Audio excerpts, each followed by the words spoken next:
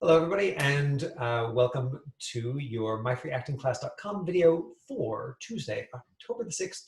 My name is Michael Bean, and today I'm going to be going over a couple of short scripts for you. I'm glad that we've got some young folks who can demo them, and I also just want to continue to keep my focus this week on the idea of bringing your own personal life to your characters in meaningful ways. So it's something that I wasn't able to record yesterday's meeting because of a technical issue, but that I talked about yesterday, and then I'm going to attempt to talk about in 2 minutes today, what I talked about for 15 minutes yesterday, and hopefully it will be that much more concise for having had the extra processing time. The basic idea is after you meet the technical requirements of the video, setting up appropriately, etc., and after you meet the basic requirements of the story, doing the text, that then the thing potentially that you have to offer is your own life and your own personality. That if they're seeing 10 tapes that are good options for a character, or 20, or 30, or 40, that potentially the thing that makes your tape stand out is what you bring to it. And the art lies in bringing yourself to it in a way that actually serves the story. So if you're performing a script, if you are looking at a story where the character has to have a certain feeling in order for the lines to make sense, then one of the mistakes that I see actors make all the time is they're like, well, if I was in that situation, I would feel this completely different way. And they're doing what I think acting teachers have encouraged them to do with early exercises, which is just pretend you're there and it's really happening, which is absolutely a valid way to approach film and TV work, and sometimes takes you off the story because your history is likely to be different from your character's history, and you may feel differently about the things that are happening. And so it does have to be in service of the story. We want it to be in line with what's happening in the story. And then if you can be creative about finding the parts of your own life that fill that up, and we don't have to look at this in like deep, dark, serious ways, although I've got a deep, dark, serious scene if we can get to it. I want to start with some fun, silly commercials and see if we can look at that. So Caden, Olivia, are you up for backing me up with some practice for some little commercials? Yeah, Caden, can you hear me? Are you are you willing to back me up? Okay. What about you, Olivia? Have you got good video and audio? You gonna help me out today? Okay, we haven't heard from Olivia yet. So let's take a look at a short script from an IKEA commercial. This one is for the adults. Is just SOC, which I've talked about before, doesn't mean that you're silent when you're recording the audition. You have to make sound, otherwise you sound like a weird mime, but it does mean that you don't have any lines written into the script. Silent on camera just means that you don't have any scripted lines. So we'll look at that one. And Caden, if you would do the lines for, I'll just pull it up. Character is called Kid. So you're going to do the Kid lines for me? Perfect. You're going to have to unmute yourself. Yes. Great. Here it comes. So I've talked a couple of times recently about how commercials are very different. Like each one is made by a different ad agency. There is no consistent formatting for commercials. And so we've looked at ones that have the text on one side so here's the video on the side, here's the people talking on this side. We've looked at ones that have a storyboard where there's like each image with the text written underneath, and then this one is just like a whole bunch of description with the lines kind of buried in the middle. With commercials, you just have to be a little bit creative. You have to look at them in detail and go, okay, I think this is what they're asking for. I think this is what they want. So if we look at TV idea, which is probably the name of the ad agencies. IKEA, 30 seconds TV, grown-ups will be grown-ups. Grown-ups can get a little caught up in the cool stuff at IKEA, especially during a new collection time, sort of the way kids lose track of time when they go to a playground amusement park. This commercial shows a role reversal. The parents are anxious to get into IKEA and the child is acting responsible. One moment. Pardon me, friends. I will be right back.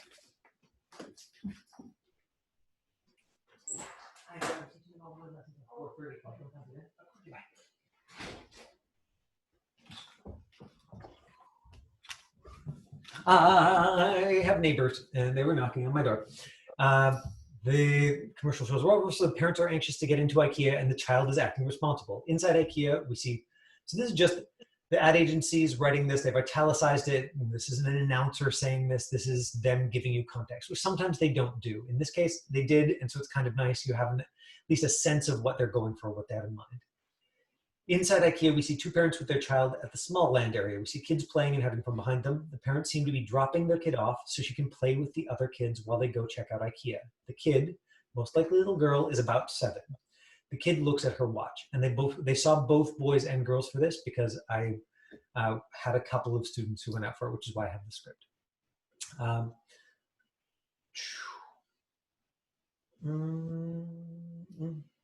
had something that I wanted to say, and now it's gone. All right, Caden, this is you. All right, my watch says 5 after. The parents look at their watches. Dad isn't wearing one. Let's meet back here in an hour. And for Pete say, stay together. Remember what happened last time? Good. And can you be even more judgmental and say this again? You're the stern dad and they're the annoying little kid. Let's meet here around. Let's meet back here in an hour. In an hour. And for Pete's sake, stay together. Remember what happened last time? The parents start to go off. The girl watches them walk away and waves. Hold hands. Yeah, good. And because there's an exclamation point, there's emphasis there. The parents go off into IKEA as their child looks on after them to make sure they go the right way. It's like a parent spying to make sure the kid goes the right way to school. Convinced they're gone, the kid turns around and goes into small land. So the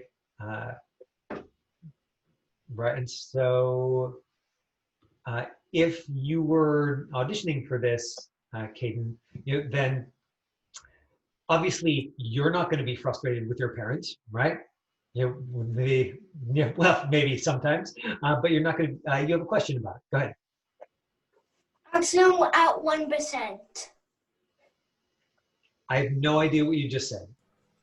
I'm at 1%. His laptop. Oh, your video's about to die. Okay.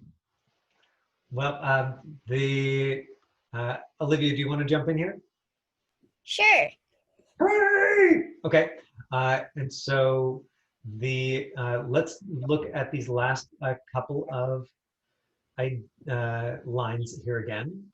And so do you want to? Why don't you read this line for me, Olivia? All right, my watch says 5 after. Right? And the parents look at their watches. The dad's not wearing one, and then you say, let's meet back here in an hour. And for Pete's sake, stay together. Remember what happened last time? And they start to leave. Hold hands. Yeah, exactly. Right. And so if you wanted to bring some of your own, frustrated to this, Olivia, what's something that really irritates you personally? I'm very sensitive of scratching. Right. Okay. The like nails on a chalkboard kind of scratching. Yeah. Right. And so something totally unrelated to this, but what feeling does that give you? Like nerves. Like that kind of feeling. Mm-hmm. Okay. And so what if you tried bringing a little bit of that, into this, right? So we go back to the script, and we look at. It starts, it says that you are. The child is acting responsible. So it starts with just responsible. So give me this first line, just purely responsible. All right, my watch says 5 after. Good. Yeah, and you'd want to make sure that you had an adult help you here because it's not says, it says. All right, my watch says after It's not says. 5 after. I know it looks like says. It's says. Says. Imagine it's S-E-Z. Says. Mm-hmm. Say it again. All right, my watch says 5 after. Exactly. And if I get a script, where I'm having trouble with that sort of thing, or if I'm helping somebody else who is having trouble, then sometimes I will go and I will just scratch it out, and I will put in. Right. I'll actually put it in. Oops, wrong one. Says. There it is. Right, to make it easy. Try it again. All right, my watch says 5 after. Yeah, good. And then let's meet back here in an hour. Let's meet back here in an hour. And then pause, and then there's that little bit of nails on a chalkboard feeling. And so just take that second to hear the nails on the chalkboard a little bit, and then give me this next line with that nails on a chalkboard feeling in your body. And for Pete's sakes, stay together. And then you pause for a second, and there's even more nails on a chalkboard, like they don't stop. And so give me a little more nails on a chalkboard feeling. Remember what happened last time? Good. And then they start to, you're going to watch them walk off, but there's even more of that horrible, chalkboard feeling. Now they're farther away, and so you really have to give me more volume. Hold hands. Good. And typically, I know that it is an oversimplification. We're using Olivia and we're using something simple. But that idea of here's something that actually irritates me, and I'm just going to keep using those words for it. I'm going to keep using that image to activate my body in some way. That's typically more effective than choosing the result, which is what I see actors do a lot of the time. They're like, well, I'm going to play irritated, or I'm going to play frustrated. And I think it happens. It definitely happens unintentionally. Is that actors go through a script and they're like, okay, my character's feeling like this, they're feeling like this. Something that was offered to me a long time ago as a tool that I want to offer to you, and I think is a way around being disqualified on extremely straightforward, simply like understanding the story and what is happening in it, is to do for yourself exactly what you saw me do at the very beginning of this lesson, which is go over everything in the script out loud. Like read all of the script, read the stage direction, read what it says on top, and just read it out loud. And I know it slows it down, and that slowing down can be a little bit annoying, if what you really want for yourself is to just sort of like burn through it, focus on the lines. But there's a real risk that if you're just focusing on what you're saying, and if you don't slow down in some way to really put that extra attention into what is happening physically in the script, that then you miss a piece of that story, and that you come across as an actor either who is not prepared, even though you are, because you just missed a piece of the story, and or that you, by not understanding a piece of physically what's happening, you end up telling a different story. And so you either come off somebody who is not prepared, or somebody who just didn't understand it, didn't get it. And either way, I think that you're at risk of disqualifying yourself. So I got that tool from Stuart Akins, and I don't know if you go back deep into the archive. So if you go to the myfreeactingclass.com website, and you click the link that takes you, let me see if I can pull it up. And you click the link that takes you to the video archive. If you go back far enough, you will find a bunch of videos from a casting director named Stuart Akins. And Stuart doesn't cast anymore. Now he runs the film and TV acting, or not just the acting, but the entire film and TV department at Capilano University. But for a long time, he was one of the biggest casting directors in town.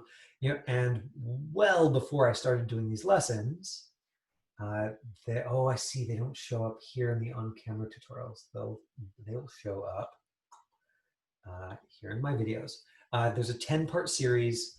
Stuart Aiken's, the acting and auditioning. Let me see if I can find the first one. I'll put the link into the video for you.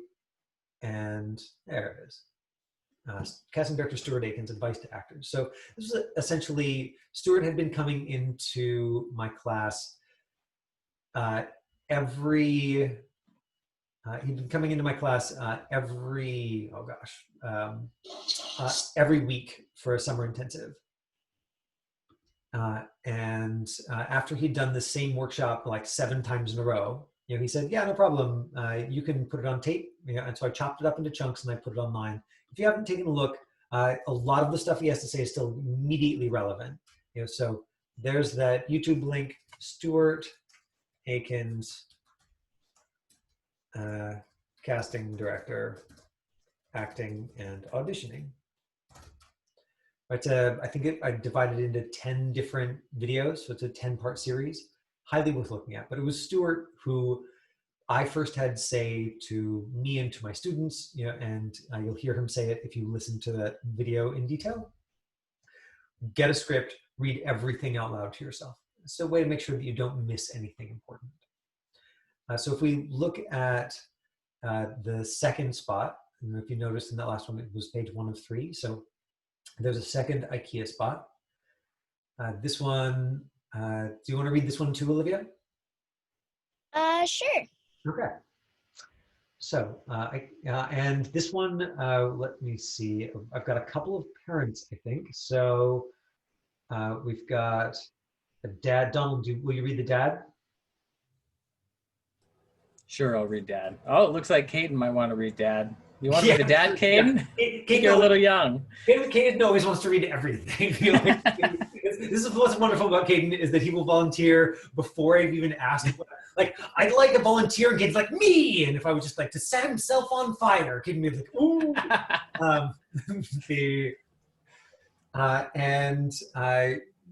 It's not Christian, is it Liz?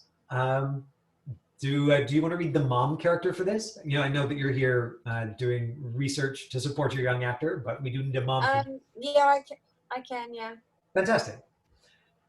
So let's take a look at this script. IKEA, new collection catalog, love your home, 30 seconds. No, you let go.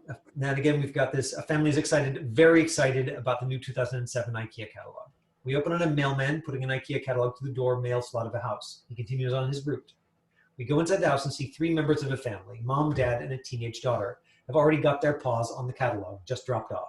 Each of the 3 has grabbed a corner, and none of them will let go. They act very juvenile during the following exchange. Now, Caden or Olivia, if you got this, it would be worth looking up the word juvenile, which you can do super, super easily just by throwing it into a web browser or whatever device you're on right now. You might even be able to like double click on the word juvenile and have it go pop up and look it up. It just means they're acting much younger than they are, fighting about it. You let it go. No, you let go. I saw it first. Did not. Did too. All right. Clearly, we have a problem here. How about we all let go at the same time? Okay. That's reasonable. Reasonable. All right. And so this slash typically means that those lines are overlapped. Mm-hmm. And again, commercials, you can never be entirely sure. If it was a play, then you would have lots of examples, or it would say in the beginning. Typically, if it was film and TV, the formatting is really clear because the 2 lines will be on the same part of the page, and so it would be clear that they're happening at the same time. Probably this means that the mom and the dad say their lines at the same time. And so, Olivia, do you want to give them this cue line again? Okay. All right. Clearly, we have a problem here. How about we all let go at the same time? Okay. That's reasonable. All right. Everyone, let's go now. No one lets go. You guys didn't let go. Neither did you. Well, I knew you guys wouldn't let go, so I didn't either. This is you, Olivia. Okay, let's sit down and talk about this. They all shuffle into the other room, still each holding a corner of the catalog, and leave frame. Is that steak? Nice try. Yes, the new catalog is here, and then there's some stuff about what's going to pop up on the screen after you're done. So you let go. No, you let go. We can start with just those lines. One of the things that would be important if you were doing this is to have the catalog, and I've got this book right here, and so I might use that. Or I might use a script. It really doesn't matter because it's going to be outside of frame. But watch the difference. If I am holding the catalog and I'm holding nothing, right? And if I'm actually holding a thing, now if I've got this, what I'm going to do is I'm going to pull on both sides of it at the same time. Right? And I've talked about this before, but a lot of the time, the kind of physicality that's written into one of these scripts is somebody grabs your arm, or you grab somebody's arm, or you're pulling somebody away, or you're grabbing something from someone. And so in the same way that touching an actual physical object is likely to give you a better performance because it will just affect your body and the musculature in different ways, also giving yourself resistance, if you're supposed to have resistance, is likely to make it more interesting. And so I'm just gonna pull here, and then maybe I get a little bit in that shoulder, maybe I do this, I'm like, oh, it's not quite reading, so I'm gonna get that shoulder in there, and I'm gonna pull on it a little bit, and then from here, it's like, okay, no, you let go. I'm really excited about this catalog. And then I know we used Olivia's silly example, but Donald, if you were trying to take a commercial that's silly like this, and then just find something fun, to fire it up. We've got the clues are, we've got in the script are excited and juvenile, right? So we've got a really clear result written in by the folks who made it. If you wanted to bring a little bit more of yourself to that, what is, what are you that kind of juvenile excited about, or can you remember being that excited about? And if you have to go back to 10 and be like, yeah, Transformers, then great, But if it's something more present where you're like, when I'm playing Fortnite, I just get that whatever it is, it doesn't matter what it is. Anyway, you get it. Yeah. No, I was really, as soon as you pulled up the script, oh, I have nothing on my table I can grab, and if I use my keyboard, I'm gonna break it. Because the thing I'm most excited for is the PlayStation 5. Ooh, yeah. And it's right around the corner. So this little interaction is very similar to the way I tease my wife about it. So perfect, right? Easy to drop. So you've got a really clear example, then something that you've already talked about. And so if Donald was doing it, he's got something easy, and it's even a tangible object that he could be fighting with his wife over. It doesn't have to be a direct substitution, right? You don't have to somehow magically be excited about a catalog. You just have to physically go through the lines in the story, while bringing something to it that gives you that same emotional feeling. All right, that's almost exactly our half hour today. Does anybody have a question about anything that I've talked about? Nope. Okay. I have one. Do it. We're good. I'm actually curious. Are they casting commercials through Zoom? I haven't done commercials in a long time. Yes. Yeah. Sean Milliken in particular is doing both a mix of Zoom auditions where people are sort of in the waiting room and going in one at a time. Yeah. And also is doing self-tape commercials. For commercials. Oh, cool. Yeah. Lots of self-tapes for commercials right now. I would do commercials if it was self-taped. Totally, right? Yeah. Because otherwise, when you're doing a commercial in person, you start taking hours out of your day for 30 seconds in the room. Yeah, exactly, and it doesn't feel like there's ever a shot. So cool. I even have a student in my Monday class who she's actually I think never booked a commercial before, and she booked a commercial, her first one ever, from a self-tape just a couple of weeks ago. That's awesome. That's Right, really so- cool news. So they're definitely casting from them. They're definitely Yeah. booking people for commercials, from self-tapes. And there are also occasionally still some in-person auditions for commercials, but they are one of the big issues with commercials in the past was that they would go way behind. Like you would get there and you would end up waiting an hour or an hour and a half in an incredibly uncomfortably packed waiting room. Yeah. And because they can't let that happen for safety reasons right now, they're like super strict about timing. And you wait in your car until just before, and then you go in and they sanitize everything after each person touches it. And again, I've just had folks who are in my class come in and say, yeah, I went in for this commercial yesterday in person, and here's what it looked like. And they were running exactly on time, and they were really, really careful about it. So, Cool. I hope that lasts past COVID. yeah, I know. Me too. But Yeah. there are quite a few improvements in terms of like schedule and Yeah. everybody's willingness to see self-tapes that I hope carry on past COVID. In Yeah. terms of access and also just convenience of us all being able to when we need to perform from our homes. Yeah, exactly. Cool. Well, thank you. All right. Thanks for showing up, everybody. Tomorrow, we're going to go over story questions with a short script that's got a little bit more emotional content. Yesterday and today, today's examples were silly commercials. Tomorrow's is going to be an actual open call feature film script where for a post-apocalyptic sci-fi show where both characters are highly emotionally charged. And it's short, so we should have time to really get into detail about if you were filling this up with yourself, what might you try there? Okay. See you tomorrow. Okay. Thank you. Bye, Michael B. Bye. Bye, Olivia. Bye. Bye, Bye. everybody.